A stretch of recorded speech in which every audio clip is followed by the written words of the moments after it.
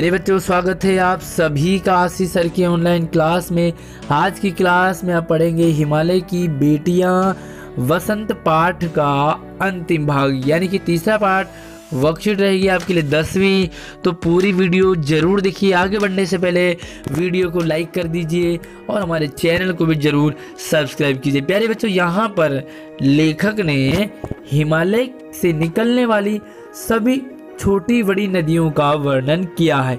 इससे पिछली वीडियो में आपने देखा मानवीकरण अलंकार का प्रयोग करते हुए लेखक ने नदियों को, हिमालय को इंसानों की तरह हंसते खिलखिलाते हुए और दूर भागते हुए वर्णन किया है। काका कालेलकर ने नदियों को क्या कह दिया? लोक माता। तो लोक माता कहते हैं कि पूरे संसार की माता है ना। तो माँ कहने का तो जो परंपरा है वो काफ़ी प्राचीन है, तो उन्होंने तो लोक माता कह दिया। किंतु माता बनने से पहले क्या हम इन्हें बेटी के रूप में देख लें? क्योंकि जो माँ होगी वो जरूर किसी की पत्नी होगी, जरूर किसी की बहन होगी, तो जरूर किसी की बेटी भी होगी ना। तो चलिए, लेखक ने जो उनको लोक माता कहा है, तो उन्होंने जो माँ बनने से पहले उन्हें बेटी के रूप में देख लें। उसके बाद थोड़ा और आगे बढ़े तो इनको अगर हम प्रेयसी के रूप में देखें, प्रेयसी यानी कि प्रियतमा, प्रियतमा यानी कि पत्नी के रूप में, है ना। तो देखो, माता के रूप में उन्हें बेटी के रूप में दिखाया है, उन्हें पत्नी के रूप में दिखाया है। आगे देखो, ममता का एक और भी धागा है। कौन सा? प्यार जो है वो बहन का स्थान भी है। तो देखो, माता को तो कहा ही है सभी ने, लेखक ने इस पाठ में उनको बेटी के रूप में देखा, एक और उनको पत्नी के रूप में देखा, फिर से उन्हें बहन के रूप में भी यहाँ पर वर्णन किया है। एक दिन मेरी भी ऐसी भावना हुई, तो लेखक कह रहे हैं कि मैं भी कुछ परेशान सा था, है ना। तो देखो, थोलिड, ये तिब्बत की बात है। मन उचट गया था। मन उचटना का मतलब कई बार हम परेशान से होते हैं या मन बड़ा दुखी सा होता है ना। तो लेखक का मन क्या था? दुखी था। तबीयत भी थोड़ी ढीली थी, यानी कि तबीयत भी सही नहीं थी। सतलज नदी के किनारे जाकर बैठ गया। कौन? लेखक। लेखक की तबीयत ढीली थी, सही नहीं थी, क्योंकि मन उचट गया था।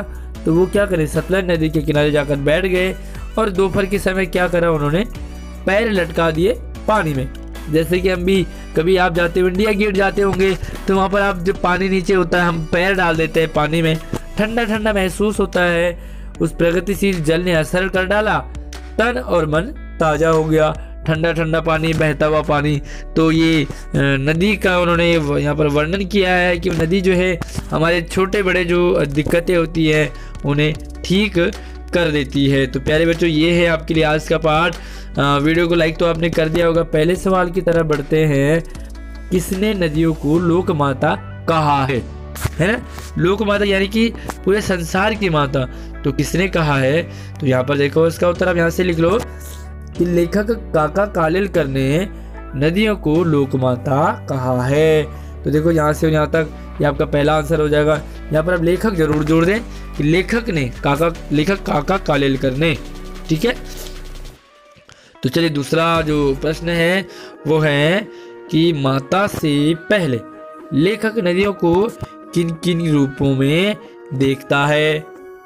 तो आपको डिफरेंट टाइप के रूप बताए हैं माता से पहले, है ना। तो चलिए आपको रूप दिखा देते हैं, कैसे लिखोगे इसका आंसर।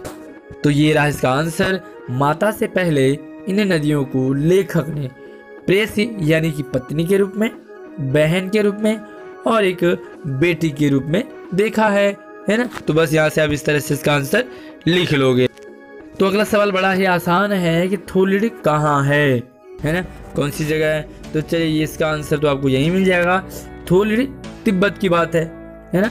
तो आप यहाँ क्या लिखोगे? तिब्बत की बात है नहीं लिखोगे, तो आप लिखोगे थोलिड तिब्बत में है। तो देखो यहाँ पर क्या लिखा है, कहाँ है? तो आप लिखोगे तिब्बत में है थोलिड। अब अगला जो सवाल है वो थोड़ा सा और भी मजेदार है कि लेखक ने अपनी तबीयत ढीली होने पर क्या किया? लेखक की तबीयत ढीली थी, सही नहीं थी, मन उचट सा गया था, तो उन्होंने क्या किया? तो चलिए इसका आंसर देख लेते हैं। तो ये देखो, लेखक की तबीयत थोड़ी सी ढीली थी, तो वो नदी के किनारे जाकर बैठ गए, है ना। उसके बाद लेखक ने अपने पैरों को नदी के पानी में लटका दिया। जैसे कि हम पानी में पैरों को डाल देते हैं, कुछ ही देर में पानी की शीतलता, पानी की ठंडक के कारण लेखक की तबीयत ठीक हो गई और उसका मन भी तरोताजा हो गया। जो लेखक का मन उचट सा गया था ना, लेखक बड़ा परेशान सा हो गया था, दुखी सा था, तो पानी ने अपना असर कर दिया और मन क्या हो गया, तरोताजा कर दिया। तो चलिए इसके अगले प्रश्न की तरफ। तो अगला जो प्रश्न है वो बहुत ही मजेदार है, एक्टिविटी टाइप की है आपके लिए कि नदी को उल्टा लिखने से दीन बन जाता है। देखो ये न और ये है दी, ठीक है। तो ये क्या बन गया, नदी, और इस दी को आगे कर दो, ना को पीछे कर दो, तो क्या बन जाएगा, दीन। देखो इसको पीछे लिख दो, तो इसको हटा दो यहाँ से, तो क्या बन गया, दीन। क्लियर हो रहा है ना। और दीन का मतलब होता है गरीब, दीन गरीब, समझ आ रहा है। नदी शब्द है, फिर से देख लो, नदी शब्द है, इसे अगर उल्टा लिख दें तो दीन बन जाएगा। दीन शब्द का अर्थ होता है गरीब। क्लियर, समझ में आ गया होगा। अब आपने करना क्या है कि ऐसे ही आपने 5 शब्द ऐसे लिखने, छांटने हैं, ऊपर पैसेज में नहीं है, वो आपने याद करके लिखने हैं, जिनको कि उल्टा लिखने पर भी सार्थक शब्द बन जाता है। सार्थक यानी कि जिसका अर्थ हो, जिसका कोई मीनिंग हो। तो चलिए मैं आपको ले चलता हूँ, दिखा लेता हूँ कुछ 4-5 शब्द। तो ये आपके लिए पहला शब्द है जग।